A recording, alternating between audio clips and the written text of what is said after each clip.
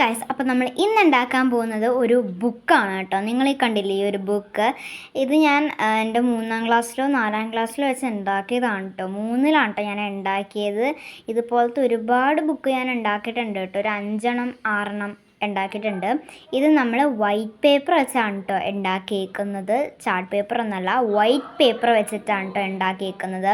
ഇതുണ്ടല്ലോ 1 2 3 ഇതാണ് കേട്ടോ ഞാൻ ആദ്യമായിട്ട് ചെയ്തത്. നല്ല ഭംഗിയുണ്ട് കേട്ടോ കാണാൻ.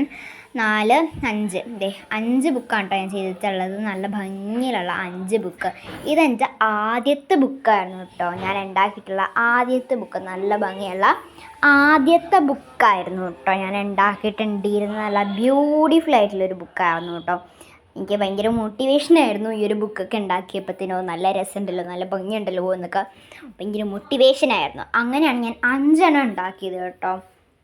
ഇതിൻ്റെ തന്നെ 5എണ്ണം ഉണ്ടാക്കിയത് അങ്ങനെയാണ് കേട്ടോ.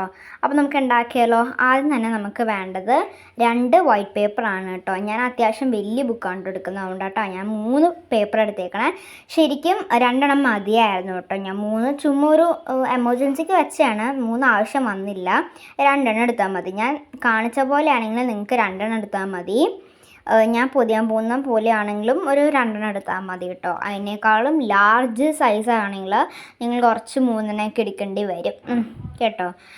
ഇനി നമുക്ക് ചെയ്യേണ്ട എന്താണെന്ന് വെച്ചിട്ടുണ്ടെങ്കിൽ 2 സൈഡ്, അതായത് 2 പേപ്പർ അറ്റത്തിൽ നീളമുള്ള ഭാഗമില്ലേ അവിടെ വന്നിട്ട് ഇതുപോലെ ഒന്ന് ഒട്ടിച്ചു കൊടുക്കണം. സ്റ്റിക്ക് ചെയ്ത് 2ഉം ഒന്നാക്കി കൊടുക്കണം. ഇതുപോലെ 2ഉം ഒന്നാക്കി കൊടുക്കുക. നിങ്ങൾ നല്ലോണം ഒട്ടിക്കാൻ ശ്രമിക്കുക കേട്ടോ.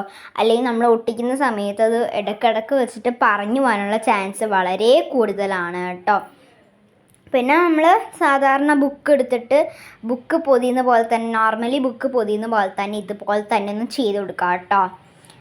ഇത് നിങ്ങൾ മൈൻഡ് ചെയ്യേണ്ട. ആ ഒരു കളേർഡ് ആയിട്ടുള്ള ഭാഗം നിങ്ങൾ മൈൻഡ് ചെയ്യേണ്ട കേട്ടോ. വേറെ ഒന്നുമല്ല. അത് ഞാൻ കളർ ചെയ്ത് കഴിഞ്ഞപ്പോഴത്തേനും കുറച്ച് ഇതായപ്പോഴത്തേനും എന്താ പറ്റിയതെന്ന് വെച്ചിട്ടുണ്ടെങ്കിൽ വെള്ളം നനഞ്ഞപ്പോൾ കുറച്ചിത് ടിയറായി പോയാണ്. അപ്പോൾ ഞാൻ ഷേപ്പിൽ നിന്ന് കട്ട് ചെയ്തെടുത്തതാണ് കേട്ടോ.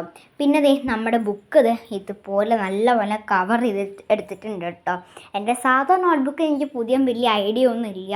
ഇത് ഞാൻ ചുമ്മാ സൈഡിൽ നടുക്കൊന്ന് കയറിയിട്ട് ബാക്കി എല്ലായിടത്തും സ്റ്റിക്ക് ചെയ്ത് കൊടുക്കുകയാണ് കേട്ടോ ചെയ്യുന്നത്. നോട്ട്ബുക്ക് നമുക്ക് അതുപോലെ ചെയ്യാൻ പറ്റില്ലല്ലോ. ഇത് നമ്മുടെ റഫൊക്കെ ആയതുകൊണ്ടിട്ട് പിന്നെ കുഴപ്പമില്ല. ഞാൻ ആദ്യമായിട്ട് ചെയ്തത് ഈ ഒരു പേജായിരുന്നു കേട്ടോ. പെയിൻറ്റിങ് അല്ലാതെ എൻ്റെ ഡ്രോയിങ് ബുക്കാണ് കേട്ടോ. അപ്പോൾ ഞാൻ കുറച്ച് വെറൈറ്റി ആയിക്കോട്ടെ എന്ന് കരുതി ചെയ്തതാണ്.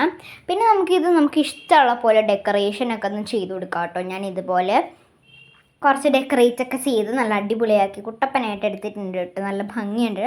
കുറച്ച് കോട്ടൊക്കെ എഴുതി കൊടുത്തിട്ടുണ്ട് കേട്ടോ. ആർട്ടിൻ്റെ ബുക്കല്ലേ, അതുകൊണ്ടിട്ട് കുറച്ച് ക്യൂട്ടായിട്ടുള്ള കോട്ട്സൊക്കെ ഒന്ന് എഴുതി കൊടുത്തിട്ടുണ്ട്. നിങ്ങൾക്ക് ക്ലിയർ ആവില്ലയോ എന്ന് എനിക്കറിയില്ല. വീഡിയോൻ്റെ ക്യാമറ കുറച്ച് ബ്ലറായിപ്പോയി കേട്ടോ ഇത് എടുക്കുന്ന സമയത്ത്. അതുകൊണ്ടായിരിക്കും നിങ്ങൾക്ക് കൂട്ട് കാണാൻ പറ്റാത്തത്. അടുത്തൊരു വീഡിയോ ബൈ ബൈ.